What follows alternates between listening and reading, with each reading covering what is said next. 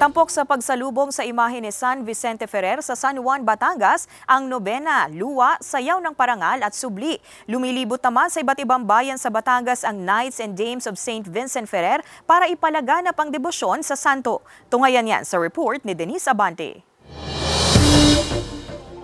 Bitbit ang kani-kanilang mga panalangin at hiling, mainit na sinalubong ng mga deboto ang pagdating ng imahe ng kinikilalang mapaghimalang santo ng simbahang Katolika na si San Vicente Ferrer sa San Juan, Batangas. Mula pa sa Banay-Banay, Lipa City ang imahe na dinala sa bayan ng Knights and Dames of St. Vincent Ferrer at mga laiko ng Archdiocesan Shrine and Parish of San Vicente Ferrer. Unang bumisita ang grupo sa San Juan Nepomuceno Parish Church sa Barangay Poblacion kung saan sinalubong sila ng ilang mga mananampalataya. Nagbigay ang grupo ng mahigit 3 talampakang imahe ni San Vicente Ferrer sa simbahan na tinanggap at binasbasa naman ng kura paroko.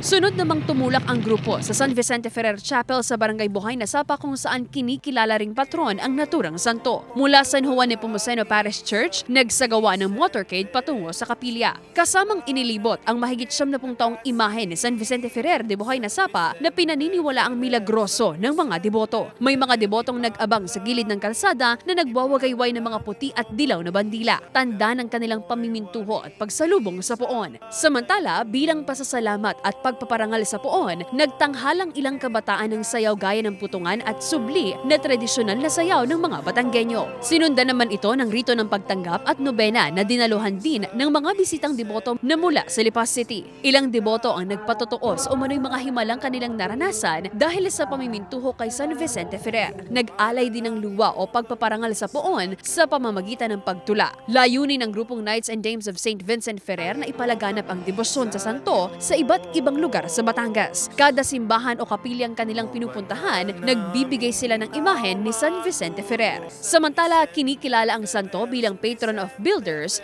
at patron ng mga batang may sakit. Denise Abante, Balitang Southern, Tagalog.